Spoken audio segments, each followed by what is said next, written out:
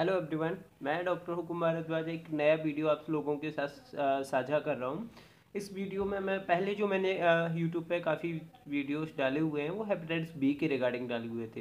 लेकिन आज मैं ये वीडियो हेपेटाइटिस बी के रिगार्डिंग नहीं, एक्चुअल में ये वीडियो मैं RTI रेस्पिरेटरी ट्रैक्ट इन्फेक्शन के बारे में डाल रहा हूँ। और रेस्पिरेटरी ट्रैक्ट इन्फेक्शन में जो डिजीज होती हैं जैसे COPD है, ट्यूबरक्लोसिस है, निमोनिया है, या बहुत एलर्जी है, या उसको नॉर्मल कोल्ड कफ भी है, तो उसके लिए आज मैं एक ऐसा मेडिसिन बताऊंगा आप लोगों को कि अगर वो आप मेडिसिन कंटिन्यू 1 से 2 महीने अगर आप यूज़ करें तो गारंटी के साथ आपको चाहे कितना भी पुराना एलर्जी है, या आपको कोल्ड का बारी बारी से होते हैं, या आपको लंग्स का कोई भी इन्फेक्शन है, अगर आप कंटिन्यू लेंगे उस ट्रीटमेंट को, उस मेडिसिन को, तो डेफिनेटली आपको अच्छे रिजल्ट्स मिलेंगे और आपकी जो प्रॉब्लम है वो पूरी तरीके से ठीक हो जाएगी। जो मेडिसिन के बारे में मैं बता रहा हूँ वो मेडिसिन कोई ऐसा नहीं है कि कोई जानता ना हो उसको, या लोग यूज़ ना करते हों। अगर वो मेडिसिन हर कोई आयुर्वेद का मेडिसिन है, आयुर्वेद का मेडिसिन ऐसा नहीं वो कोई जड़ी बूटी है। वो मैं अब जिस मेडिसिन के बारे में बात कर रहा हूँ वो एक भस्म है। उस भस्म का नाम है अब्रक भस्म। अगर अब्रक भस्म का एक दो टाइप का अब्रक भस्म होता है, एक सादा होता है, एक सतफुटी होता है। अगर मैं जिस भस्म की बात कर रहा हूँ वो सतफुटी मेथड में होता है। अगर आप सतफुटी भस्म 1 से 2 रत्ती, जिसको बहुत जल्दी जल्दी कोल्ड कफ रहता हो, हुपिंग कफ हो, या आपको कॉफ्ट की कंडीशन हो, या आपको RTI इन्फेक्शन, कोई भी लंग्स का कैसा भी इन्फेक्शन हो, ट्यूबरक्लोसिस हो, अगर आप उसको नियमित 1 से 2 महीने अगर आप कंटिन्यू लेते हैं तो आपको अच्छे रिजल्ट्स मिलेंगे। और यहाँ तक कि हाँ, एक अस्थमा का प्रॉब्लम बहुत अब सर्दियों का मौसम वैसे है तो अस्थमा का प्रॉब्लम बहुत ज़्यादा बढ़ रहा है। तो अगर अस्थमा वाले पेशेंट भी जो मैंने आपको अभी बताया अब्रक भस्म का यूज करेंगे, उसका 1 से 2 रत्ती 3 टाइम लेना होता है, सुबह दोपहर शाम। 2 रत्ती की मात्रा सुबह में बाई हनी के साथ।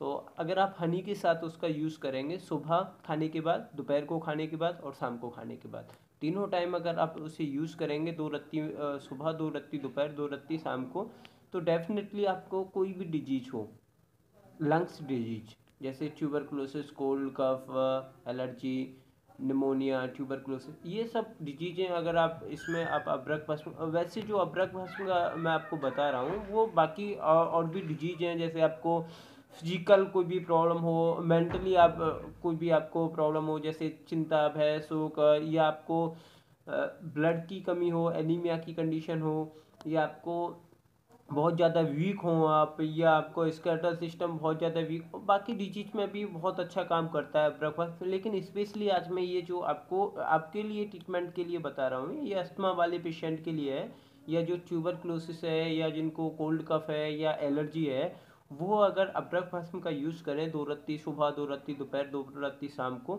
और थोड़ी सी ठंडी चीज़ों को अवॉइड करें जैसे चावल है, और बहुत ज़्यादा जो ठंडे पेय पदार्थ होते हैं उनका थोड़ा सा मतलब परहेज करें, तो डेफिनेटली हैबिट जो सॉरी डेफिनेटली जो कोल्ड कफ का प्रॉब्लम है वो बिल्कुल ठीक हो जाएगा। ये हनी के साथ लेना होता है सुबह दोपहर शाम। ठीक है।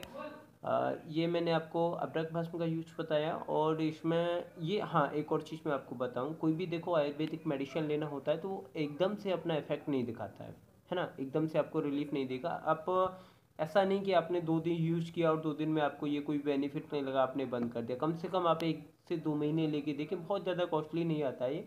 1 से 2 महीने अगर आप कंटिन्यू यूज़ करेंगे तो डेफिनेटली आपको इससे अच्छे रिजल्ट्स मिलेंगे, और आपकी जो प्रॉब्लम है उसमें ये बहुत अच्छा काम करेगा ब्रेकफास्ट।